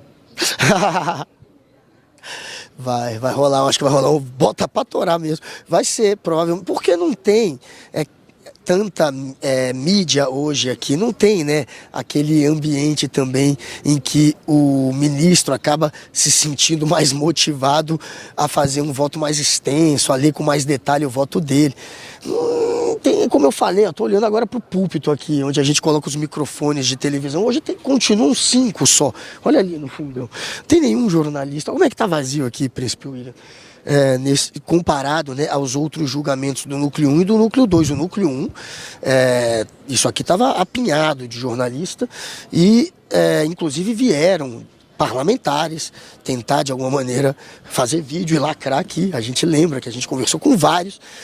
No núcleo 2 já tinha menos jornalista, agora dessa vez está morto comparado às outras sessões, aos outros julgamentos. Então não creio que nenhum ministro vai querer se prolongar demais. Não tem esse holofote todo hoje, não tem para que falar muito. Eu acho que eles vão ser bem sucintos e é claro que esse julgamento, assim como o último, tem tudo para terminar até, não sei, 16, 17 no máximo, eu apostaria. 16. Ô Guga, a gente fala pouco sobre o Ailton Barros. O Ailton foi uma figura fundamental nessa tentativa de golpe de Estado. Ele se promovia como 01 do Bolsonaro nas eleições de 2022, quando foi candidato a deputado estadual pelo PR. E se você duvida que o Ailton tem essa importância na vida do Bolsonaro, vamos ouvir o próprio Bolsonaro falando sobre o Ailton, que pode virar réu hoje. Põe aí o Ailton Barros falando sobre... o Jair Bolsonaro falando sobre o Ailton Barros, por favor. Põe aí. Jair Bolsonaro. No seu tempo, Vitão. Quando você achar, tá terminando o rolê, mas... Quando você achar... Falei, será que eu que perdi o áudio? Que falando. É o Vitão. É o primeiro Vitão vídeo zoando. do roteiro. Tá tranquilo. É o VT Bolso para Ailton IN 024 Alt 040. Acharam? Tem um ok aqui. Pera aí que tá... Vai, tá Vitão, perdido. agora tu vai achar. Tem um ok aqui. E tá bem bom. Galera, não sei, já que vocês estão procurando aí, só para não enrolar, já que vocês não estão achando, já que vocês não estão achando, vocês relembraram ao público que o Ailton de Barros, ele também, em um dos áudios que foi descoberto ali, quando fizeram busca e apreensão nos aparelhos eletrônicos, acharam vários áudios, entre eles um em que ele conversa com o Mauro Cid e diz... Aí não sei nem se é áudio ou se era texto, em que ele dizia que sabia quem era o mandante da morte da Marielle. Ele mesmo. Ele tinha sido acionado, né, para tentar... ele mesmo. Ele tinha sido acionado para tentar falsificar o cartão de vacina do Cid, da família Bolsonaro, e aí ele apelou para o Marcelo Siciliano, aquele ex-vereador do Rio de Janeiro, que chegou a ser suspeito de tramar o assassinato da Marielle. E aí ele dizia naquela época, não foi Marcelo Siciliano, caiu de paraquedas nessa história, eu sei quem foi. E, claro, quando a polícia foi para cima dele, quando a Polícia Federal pediu esclarecimentos, aí ele falou que era só bravata, que ele, na verdade, não sabia, só estava querendo impressionar o Jair Bolsonaro, dizendo isso para o Mauro Cid. Mas ele tem isso no currículo, o Ailton de Barros, né? Ele chegou a sugerir que saberia quem era o autor do mandante, né, do assassinato da Marielle. Ele também já foi acusado de cometer abuso sexual contra civis em acampamentos militares. Olha o currículo do cara. Então... Vamos ouvir ele falando, Guga. Vamos ouvir o Bolsonaro falando dele aí. Tem um histórico... vai, coloca. Finalmente vocês acharam. Você sabe, esse é um velho colega meu. Olha aí, o Bolsonaro falando... Paraquedista. Tu é o meu segundo irmão, né? Primeiro é o Negão, depois é você. Pô, tu sabe do carinho que eu tenho contigo, pô. Aí, da nossa amizade. Eu nem posso declarar meu voto, né? Então, aí, Guga, o Bolsonaro falou alguma coisa sobre o amigo dele, segundo ele, o segundo irmão dele. O primeiro irmão é o Hélio Negão, não é o Hélio Bolsonaro. Nunca mais. E o segundo irmão dele é o Ailton. E aí, não falou nada sobre o irmão dele mais, Gustavo? Abandonado, hein, Ailton? Abandonado. Tá abandonado, Ailton. Não, Jair Bolsonaro conseguiu 17 milhões de Pix para pagar seus advogados, mas não ajuda ninguém, né? Vocês viram que o Ailton estava hoje sendo representado por defensores públicos, então a situação dele não tá simples, não. E ele sugeriu ao Bolsonaro um decreto de lei e ordem para prender o Alexandre de Moraes. Ele queria prender o Alexandre de Moraes, o Ailton de Barros. Ele não tem muito, né, como fugir da imagem de um radical e de alguém que estava de fato tramando um golpe. Mas, como eu falei, foi abandonado, assim como todos são abandonados por Jair Bolsonaro. Quem nunca, né? Bolsonaro não pega na mão de ninguém. Ele usa quem está ali disposto a ficar na sombra dele, né? Ele usa o quanto dá. E quando não precisa mais, meu amigo, adeus. É o que aconteceu com ele, com Ailton de Barros. O Ailton de Barros, né, como o Guga lembrou, ex-militar expulso por indisciplina após uma série de punições, considerado incapaz de permanecer no Exército, envolvido em casos de abuso sexual, mentira em depoimentos e humilhação a subordinados, acusado de negociar com traficantes do Comando Vermelho para devolver armas roubadas do Exército em 2006, inclusive envolvido com a fraude na vacinação na era Bolsonaro, esse inquérito que a PGR pediu arquivamento, né, da fraude da vacina, foi preso pela PF por inserção fraudulenta de dados no cartão de vacinação da Covid e foi o contato do Mauro Cid para obter a fraude que permitiria a viagem da Michelle para os Estados Unidos. A defesa do Ailton Barros, a gente tem vídeo da defesa do Ailton Barros, não? Lécia. Não tem. Temos. Ou tem? Tem, então vamos ver o que a defesa do Ailton Barros disse hoje de manhã. É o íntegra. Não há sequer um elemento de investigação indicado para subsidiar a afirmação de que Ailton teria propagado notícias falsas sobre o processo eleitoral e realizado ataques virtuais a instituições e autoridades que ameaçavam interesses do grupo. Foi encontrada apenas uma postagem feita pelo acusado na rede social, então Twitter, de 19 de dezembro de 2022. Não está minimamente comprovado, tampouco, que o acusado se uniu aos demais denunciados para praticar crimes, ou mesmo que o fez de maneira estável. Dos elementos de investigação, é possível perceber que o acusado conhecia alguns militares, em razão de ter sido também militar, da época em que serviam juntos ou que se conheceram durante a carreira militar. Mas daí a concluir que com os denunciados se associou é estender demais o vínculo que entre eles existia. Da mesma forma, afirmar que ele era responsável por divulgar notícias falsas, sem apresentar os meios por onde isso teria ocorrido efetivamente, mesmo após tantos atos de investigação, apenas reforça que o acusado não tinha qualquer participação no ocorrido. No mesmo sentido, as mensagens de WhatsApp isoladas, trazidas aos autos pela investigação, supostamente do assistido, apenas demonstram que o acusado trocou mensagens, ou teria trocado mensagens com alguns dos codenunciados, mas não é minimamente suficiente, ao contrário, para afirmar que Ailton estava agindo em conluio com os demais, com vista à prática de atos antidemocráticos. Guga Noblar, a gente tem aí o Ailton, para quem não lembra, era meio o Mauro Cid do Mauro Cid, né? O Mauro Cid era o Mauro Cid do Bolsonaro, o Ailton era meio o Mauro Cid do Mauro Cid, assim, né? Era o cara que ficava resolvendo os trabalhinhos, né, pro Mauro Cid, inserindo dado de cartão de vacinação, resolvendo negócio da Michelle. Ele era um dos subordinados do Mauro Cid para resolver essas coisas do dia a dia, né? Tinha o Marcelo Câmara e tinha o Ailton de Barros, que ele foi jogado nessa história do cartão de vacina. Ali o Mauro Cid não sabia para quem recorrer, foi atrás do Ailton de Barros. Eles se conheciam de fato, apesar dele ter sido expulso do Exército. Ele tinha, claro, contato ainda com muitos militares que trabalharam com ele no passado. Um deles era o Mauro Cid. E aí o Mauro Cid foi atrás dele, portanto, sabendo que ele tinha contatos no Rio de Janeiro, para tentar falsificar o cartão de vacina. É assim que ele entra na história. E aí ele chama o Marcelo Siciliano, o ex-vereador Marcelo Siciliano, para tentar concluir essa falsificação.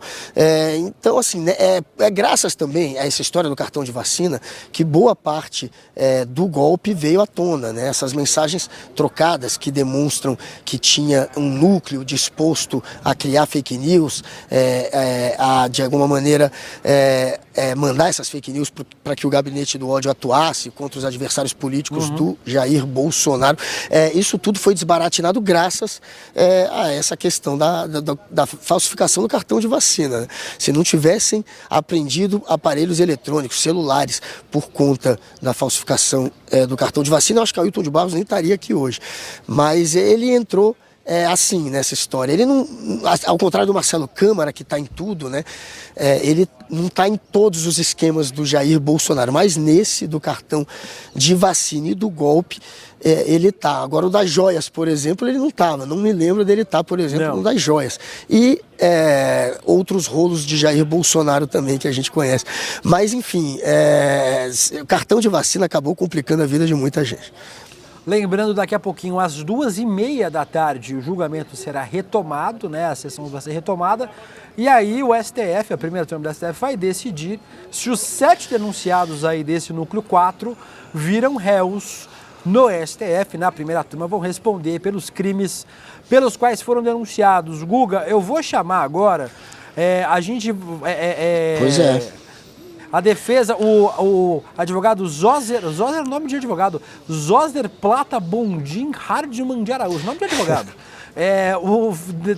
A defesa do major da reserva, Ângelo Martim Denicoli. Nome de gente importante.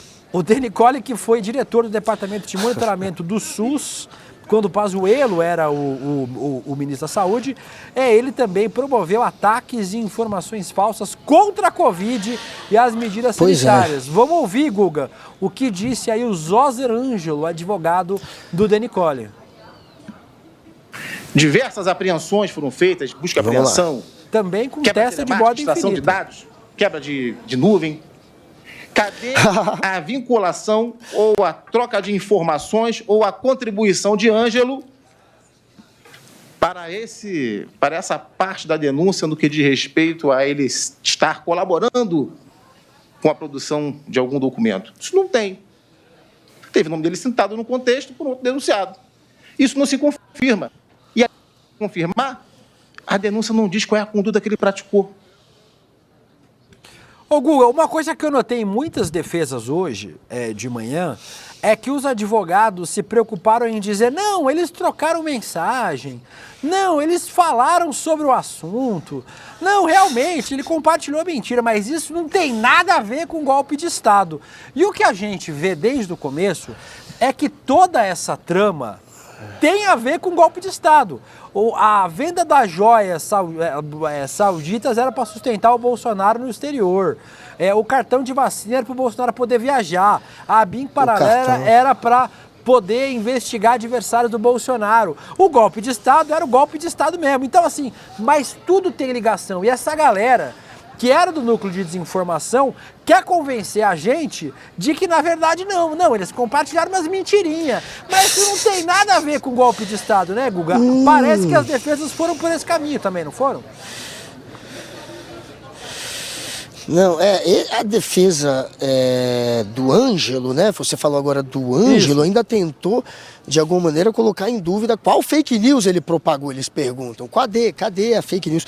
Esse Ângelo, que foi diretor do Ministério da Saúde, ele propagava tanta fake news que em 2021, a primeira vez que ele apareceu nas notícias de jornal como um mentiroso foi ainda em 2021, porque ele estava espalhando ali uma charge que ele dizia ser uma charge que teria sido publicada, segundo ele, num jornal chileno chamado Mercúrio, que é um jornal muito tradicional lá do Chile, e era mentira, era uma charge do Jair Bolsonaro. Ih, Gustavo travou. Eu travei, Gustavo travou, todos travamos, vós travais, eles travaram. O Guga travou, ele estava explicando aí sobre o Ângelo Denicoli, que é mais um desses aí, mais um dos denunciados hoje que devem virar réus. E ele promovia ataques na época da pandemia de Covid-19. O Guga vai reconectar com a gente e a gente vai ouvir o raciocínio do Guga daqui a pouquinho. Eu vou chamar mais um desses advogados que hoje de manhã fizeram a sustentação oral, depois do advogado do Zoser, o advogado do Ângelo Denicoli. A gente já mostrou, né, o do Carlos Diniz, que é o do voto seguro. Teve também o do Jean Carlos Rodrigues, a advogada Juliana Rodrigues Malafaia, que o Guga ouviu. O Jean Carlos, militar do Exército, alvo de mandado de busca e apreensão pela PF no ano passado, também fazia parte da ABIN Paralela. Ele era um dos membros da ABIN Paralela, tem gente, inclusive, que diz que é o nome errado, né? Não é a ABIN Paralela, é a ABIN do Bolsonaro. O ABIN aparelhou, o Jair Bolsonaro aparelhou a ABIN para poder fazer com que ela trabalhasse como sua polícia secreta, como sua Gestapo, é a Gestapo do Bolsonaro. Vamos ouvir aí o que falou a advogada Juliana Malafaia, que foi ouvida pelo Guga agora há pouco, também saindo lá do STF. Diferentemente do que alega o Ministério Público, Giancarlo não era subordinado, nem direto e nem de fato de Ramagem. Giancarlo não atendia às demandas de Ramagem, Giancarlo não tinha contato, nem dentro nem fora da agência, com Alexandre Ramagem. Giancarlo, infelizmente, a defesa não consegue produzir a prova negativa de que Giancarlo e Ramagem não tinham qualquer relação, mas a acusação poderia produzir, ou tentar produzir, e notadamente não fez. Então, além disso, a denúncia afirma que a suposta organização criminosa ela teria sido criada em 29 de junho de 21 e operado até o fatídico 8 de janeiro. A acusação delimita... Eu não estou mais ouvindo. Vocês estão ouvindo mais? Não, peraí que perdemos o áudio. Aproveitar para alguns comentários de vocês aqui. O Marcos Antônio Stuck diz: sem prisão militar, papuda neles. A Georgia Constanza: quem fez sustentação oral? Que isso, Georgia? 1h30 da tarde. A Floristela Nascimento diz: ainda estou aqui. Nós também estamos aqui até agora. Daqui a pouquinho, lembrando, o Rodrigo Viana vai assumir o manche desta nave louca e vai até o final do julgamento nesta terça-feira. Aqui tem muita gente falando sobre as sustentações orais aí dos advogados até agora. A Benedita Lima lembra muito bem aqui que o Ailton Barros, esse sujeito, ele foi um dos que tem, que é casado com viúva de marido vivo, né? O Ailton Barros foi expulso do exército, mas virou aquela história que a gente chama da viúva de marido vivo. Então, a mulher do Ailton recebe uma pensão gorda, mas porque o Ailton foi expulso do exército. Uma das excrescências que ainda existe nas nossas Forças Armadas, o Ailton Barros continua recebendo pensão das Forças Armadas. Agradecer a todos vocês que estão aqui até agora com a gente. A gente começou a transmissão muito cedo com o Panúzio, desde as 7 horas da manhã no nosso Desperta. Tivemos o N1 Eu Vivi, César Calejão, Nando Demore e a Heloísa Vilela, que volta para o N2 com o Rodrigo Viana e grande elenco do ICL. E a gente vai continuar acompanhando, a partir das 2h30 da tarde, o voto dos ministros. Agradecendo vocês aqui, que estão até agora aqui com a gente. Nós vamos continuar ouvindo nesse intervalo da sessão do STF. Vamos ouvir o que disse a advogada... Voltou, Gustavo? Estamos te ouvindo de novo, meu bem. Você tinha travado. Você estava falando sobre o... Que delícia. Nós estávamos falando de novo agora, Guga, sobre a Juliana Malafaia, que você ouviu aí, a advogada do Giancarlo, que é da ABIN Paralela. E muita gente fala da ABIN Paralela, Guga, que a gente não devia chamar de ABIN Paralela, devia chamar de ABIN do Bolsonaro, né? Que o Bolsonaro aparelhou a Agência Brasileira de Inteligência para ser a sua Gestapo, sua polícia política, para ficar pesquisando. O Guga ouviu a Juliana, ouviu o advogado do Bormevé também, o Hassan, que é fã do ICL. Os clientes deles estão bem complicados nessa história, né? Porque eles, amando do Ramagem, segundo as investigações da PGR e segundo o que entendeu o STF até agora, usaram a ABIN como uma polícia secreta do Bolsonaro para investigar adversários políticos. Foi, né? Tentaram trazer algum tipo de denúncia contra os auditores fiscais que estavam, de alguma maneira, denunciando a questão da rachadinha do Flávio Bolsonaro, investigando, apurando, já que era muito suspeito aquele dinheiro que entrava na conta do Flávio Bolsonaro de maneira fracionada, e aí se descobriu depois que ele vinha, que esse pagamento era feito pelo Queiroz, mas aquela história toda, obviamente, estava trazendo muito prejuízo político para a família Bolsonaro, e foi a partir dali que Jair Bolsonaro percebeu que teria que aparelhar a ABIN.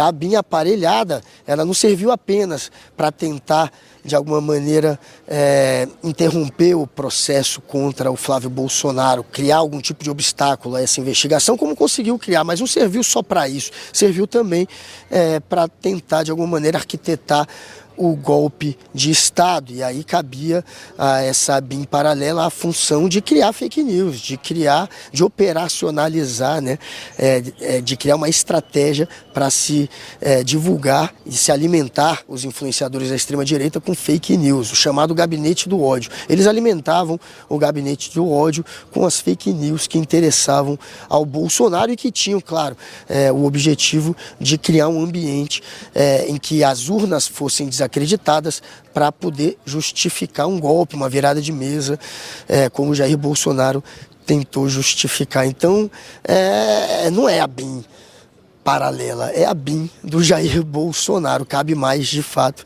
essa denominação. É a BIM do Bolsonaro, do Ramagem, um homem de confiança de Jair Bolsonaro, do Marcelo Bormevert, né? Enfim, sempre erro o nome dele, que também era um homem de confiança de Jair Bolsonaro, assim como o Giancarlo, que também era um homem de confiança de Jair Bolsonaro. Eles estavam ali no centro de investigação da BIM, na verdade, usando aquela estrutura para criar fake news, para espalhar mentira, para, portanto, criar esse ambiente do golpe.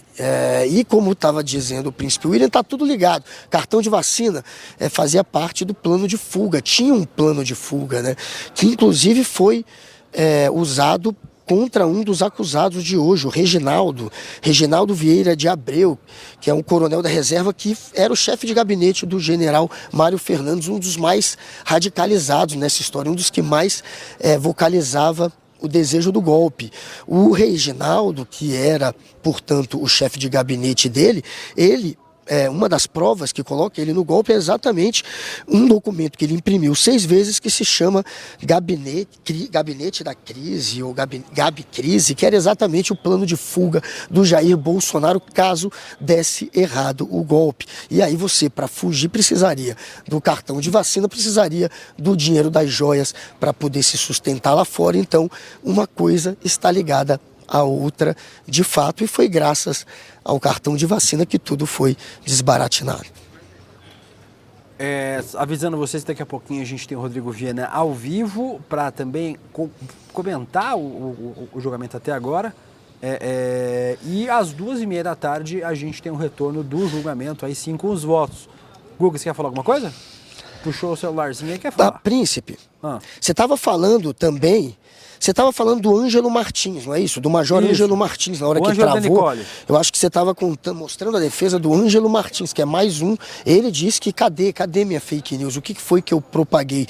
Esse que foi, inclusive, diretor do Ministério da Saúde, ele era um mentiroso tão boca cheia, digamos assim, que a primeira vez que ele apareceu na mídia como alguém que espalhava fake news foi quando ele espalhou uma charge que ele atribuía a um jornal chileno chamado Mercúrio, e a charge mostrava o Bolsonaro com uma arma em punho defendendo o Brasil do comunismo. Uma charge bem grotesca, que não foi publicada por esse jornal e que por conta disso levou a página, a rede social do Ângelo a ganhar uma notificação no Instagram de produtora de fake news. Esse post ficou taxado como um post mentiroso. Isso foi em 2021, mas ele sempre espalhou, portanto, mentiras favoráveis ao Jair Bolsonaro. Durante a Covid também espalhou e também fez parte dessa turma que tentou desacreditar as urnas. A Ferd pergunta aqui, vocês não almoçam, daqui a pouco passa mal, entra nos vídeos de maiores gafos ao vivo. O Guga come orégano, né? Come miojo, como que diz? Nuggets, Macfish. Então a alimentação do Guga não é exatamente o mais... Caralho, minhas costas. O que você vai aparecer, Gustavo? Achei que você ia aparecer com alguma coisa ao vivo aí, fiquei com medo. Foi rapidinho. Não, caiu o ponto. Caiu o ponto. A Alba Evaristo, como vocês conseguem dizer que o Guga tá fora de forma? Olha a elegância desse punk, o Guga tá... a Cristina T diz, Gustavo nem parece que é o Guga. Eu chamo ele de Gustavo aqui porque ele tá muito organizado. De manhã no rolê, vocês veem que ele entra de cueca, mostra o birimbau ao vivo. Aqui como a gente tá numa transmissão especial, o Guga tá ajeitadinho. Então, muita gente falando aqui que o Google está tudo chique, o Google está muito bom. O Daniel Balaguer pede mandar um beijo para a filha dele de 12 anos. Se a sua filha de 12 anos está vendo o rolê, está errado, Daniel. Tire ela da sala, por favor, porque não é para criança ver esse programa é uma baixaria. Pois é. Mas, Guga, depois falam dos pais do Pastor Mirim, né? Depois reclamam. O pai do Pastor Mirim, olha aí o Daniel Balaguer. O Daniel deixando esperto. a filha Pior dele do que assistiu... mandar pro culto, para ser charlatão no culto, é assistir esse programa. Pior não é. A gente falava agora... Não, mais grave, talvez não. Não sei. Vamos ver mais uma defesa, Guga? Dessa vez, o advogado Leonardo Coelho Avelar. A defesa do Guilherme Marques de Almeida, ele defendeu o seu cliente dizendo que ele usou apenas o próprio celular e que não tinha um número significativo de pessoas nele. Vamos ver a defesa aí do Guilherme Marques de Almeida, Guga. As acusações feitas a Guilherme estão basicamente sustentadas pelo fato do mesmo ter encaminhado um link, que é o link original da live, né, do canal Laderete Diário do YouTube, que é o link da live de Fernando Serimedo, né, que descredibiliza o sistema eleitoral brasileiro. Acredita-se que o fato... Por que está sem áudio? Por que os áudios estão tudo cagados aqui? Vocês querem me destruir nesse programa? Os áudios para de funcionar. A minha equipe aqui, acho que rolê sem é festa, né? Mas tem um monte de gente assistindo que não é do rolê hoje. Ô Guga, só para lembrar as pessoas, o Guilherme Marques de Almeida, tenente-coronel do Exército, ele é Marques de Almeida. Isso, ele é ex-comandante do 1º Batalhão de Operações Psicológicas, conhecido como Kids Pretos. Ele foi indiciado por participação nesse núcleo aí, que está sendo julgado hoje, no núcleo de desinformação. E ele, vamos lembrar, Gustavo, ele foi a pessoa que desmaiou quando a PF bateu na porta dele. E o cara era das operações psicológicas. Que psicológico fraco é esse, meu irmão? Que você desmaiou. Imagine, Guga, ainda bem que Aruba e Curaçao não tentam invadir o Brasil. Se Curaçao mandar um barquinho pra cá pra invadir o Brasil, a gente vira Curaçao do Sul. Porque o que o nosso exército tem de frouxo nesse país é inacreditável, Guga. Primeiro que a gente não tem nem munição, na verdade, para entrar em guerra com ninguém, né? A gente tem munição para 3 minutos de guerra e olhe lá. Agora, Curaçao é uma ilha tão pequena que Curaçao não tem cidades. Curaçao é Curaçao, é só Curaçao. E mesmo assim, eu apostaria também que o Brasil seria derrotado se a gente tivesse com esses militares frouxos à frente aí do nosso exército, como esse, que foi o desmainho, o que desmaiou, né? O Guilherme Marques de Almeida, que, como você contou há pouco, era o responsável aí por esse batalhão de operações psicológicas. Eu não sei nem o que significa isso, operações psicológicas, o que é que ele fazia. Mas quando a Polícia Federal bateu na porta dele, ele, pelo jeito, não segurou a onda, não estava muito preparado. O psicológico dele não aguentou e ele desmaiou. Essa é a grande imagem hoje que a gente tem do tenente, isso ele é tenente, não é? Do Guilherme Costa. Guilherme Marques de Almeida, desculpa, tenente-coronel. E olha o que ele falou entre os áudios que a Polícia Federal obteve, né? Depois das buscas e apreensões de aparelhos eletrônicos, tinha um lá dele dizendo assim, ó: tô falando, não adianta protestar na frente do QG do Exército, tem que ir para o Congresso. Ou seja, ele está direcionando aquela turma que no dia 8 de janeiro acabou quebrando tudo, a fazer isso, a descer até o Congresso. Porque, segundo ele, o Executivo tem que ser envolvido, o Judiciário não vai fazer nada, então só sobrou o Legislativo.